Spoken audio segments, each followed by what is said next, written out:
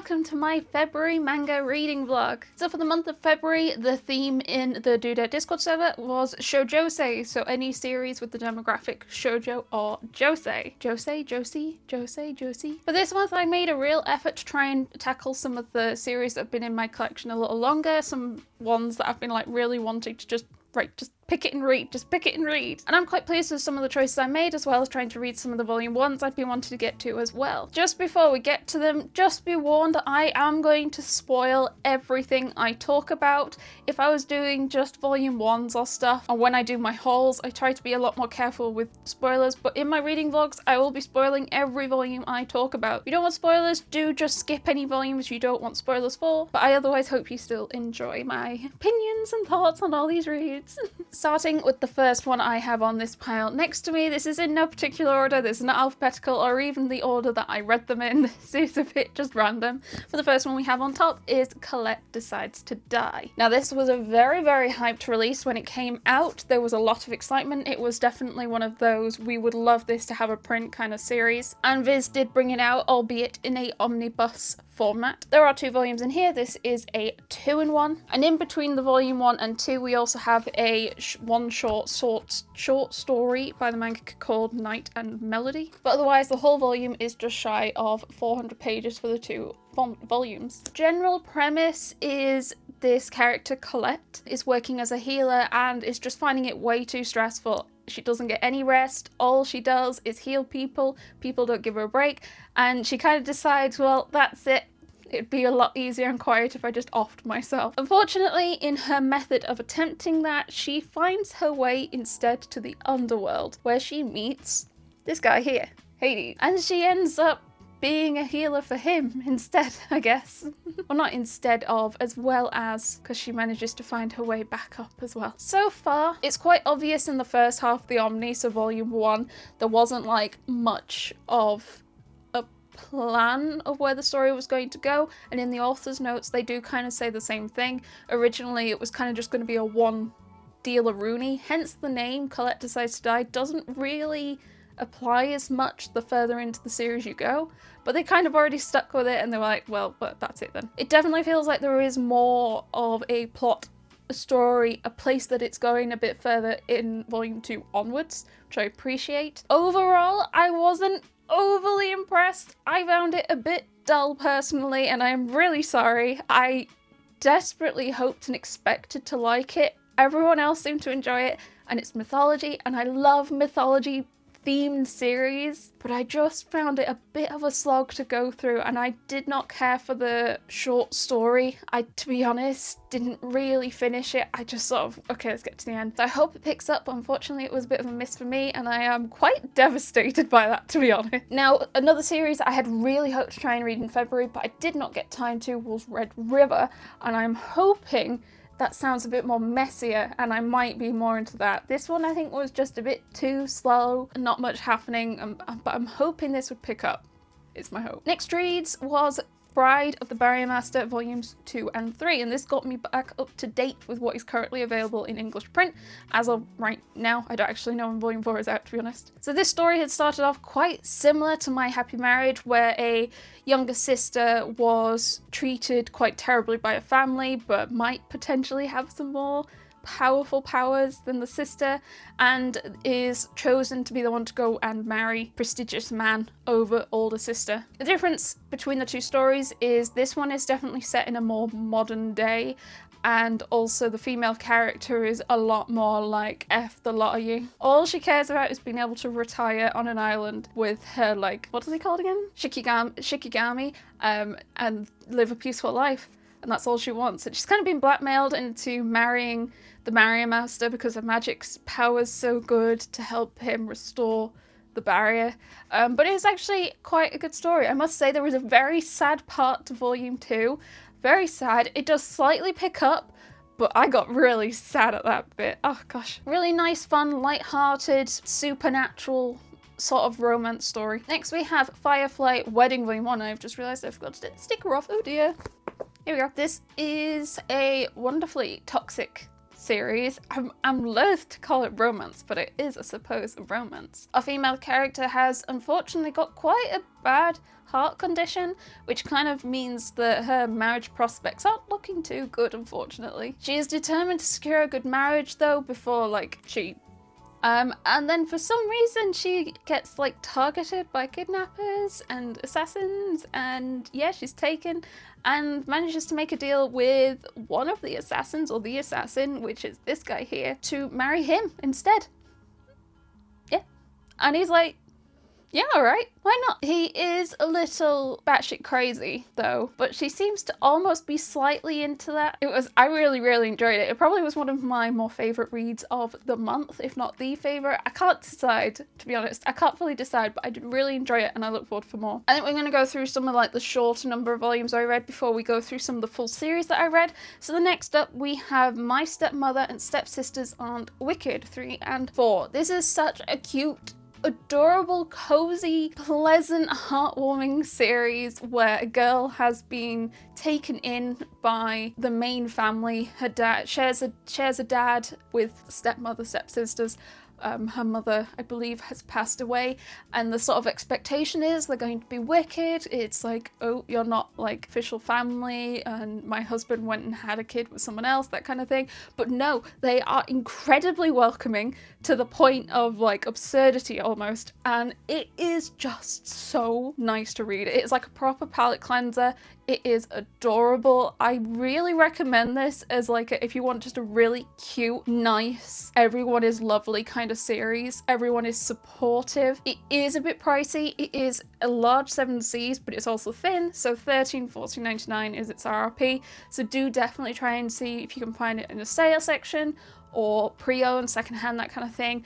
But I do recommend, I would love more people to read this. It is so I don't know how else to describe it. I See Your Face Turned Away, Volume 1. I am just going to say now before I talk a bit about it, I did actually read it the same evening as Gazing at the Star Next Door, Volume 1, so I'm going to slightly compare these just because they're both Volume 1s I read within like an hour or two of each other. I See Your Face Turned Away is about a character who is inadvertently helping a guy in her class show interest in her friend. He's like approached and been like, I like her, don't really know what to do.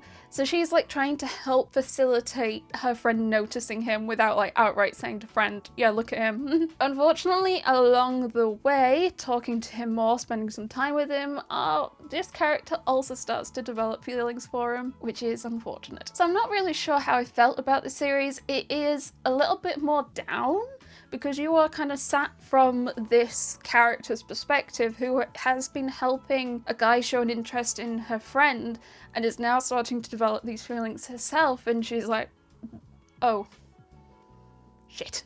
But I did think it was quite well written and I found it compelling to follow, so I have got 2 and 3 and I'll probably blitz through those quite quickly as well. But I'm not sure, like, I enjoyed it. I don't know if I enjoyed it, but I'm gonna keep reading. I'm gonna read everything. Anyway, why do I say that?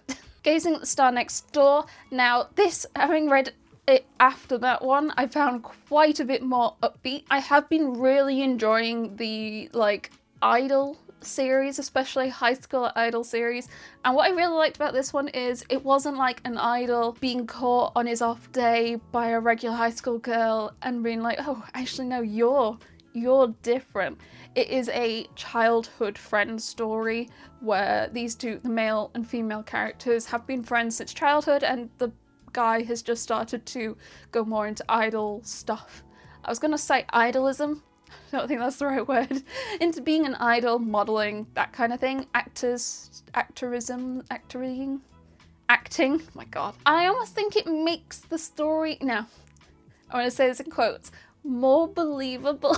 But I really like this one, and I'm really mega bummed that of the 2 series that I read, I See Your Face Turn Away, and this is the one that I didn't get the rest of the volumes for.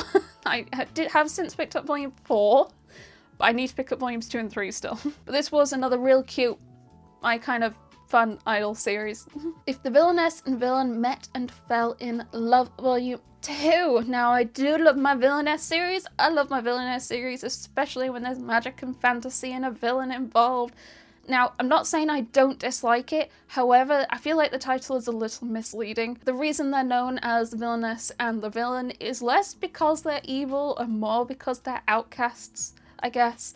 They're not really quite fitting the mold, they get bullied a little bit. The guy is seen as kind of evil, but he isn't really, he's just a bit more cold and unapproachable. Well, I'm not going to complain, and I still really enjoyed the series, and I've really enjoyed this volume. Villain and Villainess is not like what I would normally associate with the trope. It's a misunderstood villainess, which I still do really enjoy. I do love it. Actually, they're not the villainess, the heroine is the villainess, or even the hero as well. They're both villains, like actual villains. Oh yes. In this volume we had some wonderful moments of the villain protecting the villainess, and it was so cute because they're starting to like notice each other and spend time with each other, but being a bit awkward about it because they're in like, awkward high schoolers. I'm not sure if I would really recommend this one, but I love it. If you are like a bit of a simp for that kind of trope, do read it, but like overall as a series, probably one to pass on. Okay, now I think we are just on like the full series that I read, which was what took up a chunk of the month for me.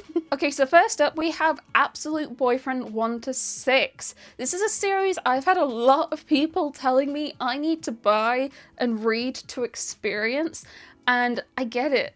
I get why I needed to read and experience this. Honestly, reading this was so eye-opening to the sort of absolute batshit insane sort of series we had in the early noughties that I just don't feel we get to the same level nowadays. Like, why are we not getting more stuff like this? I read this just after reading Colette Decides to Die, and I was like, I think I went through this quicker than I did the Colette volume. I just want to also like highlight, I don't think it's good. I did not think Absolute Boyfriend was good, but I, dare I say it, loved it. For those who are unaware of the story, our main character, who is not that one, it is this one, really wants a boyfriend, and can't seem to get one.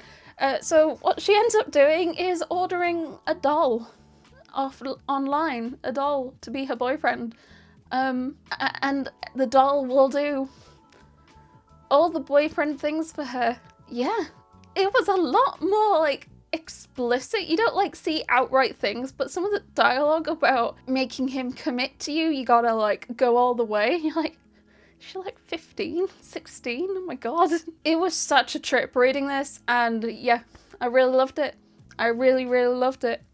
And I will take all of the crazy ass shoujo beat recommendation shoujo series from early noughties, and yeah, let me read more of this, please. Oops, I've missed this one. It was the bottom of the stack. I also caught up on Tales of Tendo Family, so volumes 2, 3, and 4. I also love this one because of how messy it is. It's so messy. All the female character wants to do is die to save someone else's life or to help someone else. Her grandfather has passed away and she wants to try and be reunited with him, and she's kind of found herself accidentally in a place with this family, Tendo family, pretending to be the son's bride, but she's not, and the son knows that and is like taking advantage of her because of that.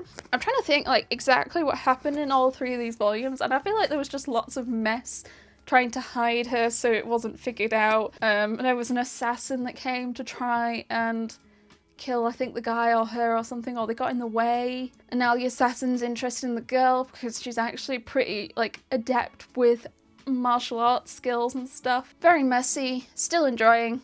I don't think I enjoyed it as much as Absolute Boyfriend though. Next series I read was Midnight Secretary 1 to 7, so that is the full series, 7 volumes. To not beat around the bush, I hated it. I really disliked it. I don't remember the last time I read a series and disliked it this much. I don't think there was a single thing about it I ended up enjoying. Like, in theory, looking on the outside, it is a slightly more heavy, steamy vampire office romance with the secretary. No, I nearly didn't finish it. That's how angry I got at it. So yeah, the premise is this woman goes to work for a guy. It turns out he's a vampire and he drinks blood to survive. How does he drink the blood? Well, he has to get frisky with a woman, and then when she's real frisky, then he can drink her blood. What that ends up meaning is his secretary, once she figures out he's a vampire, because she does pretty quick, she ends up like scheduling these meals and sorting out gifts and restaurant and like dinners and stuff like that. And even when they start dating, she continues doing that. And she's like, it's fine. He's sleeping with all these women. It's just about like drinking their blood. And it's like, oh no. Nah, I'm not into that kind of thing. I'm not interested in that. And the guy just shows like no interest. He's showing the bare minimum interest in her. And as soon as she's like, I'm having some doubts, he's like, oh fine, and then walks off. He does not care. I don't see him really caring enough, in my opinion, for what's happening. And there's just all these story reasons about why it's fine that he's just burning all these other women, and it has to be women. You can't drink blood from the same sex. He does eventually try and take like replacement blood, but then he goes back for some reason. It was just so as I was reading it, I was like, is it maybe I'm just not the target demographic anymore, as I'm in my late 20s? But that's not a trope I've ever really gotten on with. I've DNF'd lots of fan fiction growing up because there was a lot of like strong woman continuously chasing a man and the man just not showing any interest, and that just has always been a kind of trope. It's like, nah, you can do better. Just leave him alone. Just fuck off, find someone else. So in my opinion, the only saving grace about the series is the absolute beautiful rainbow spines.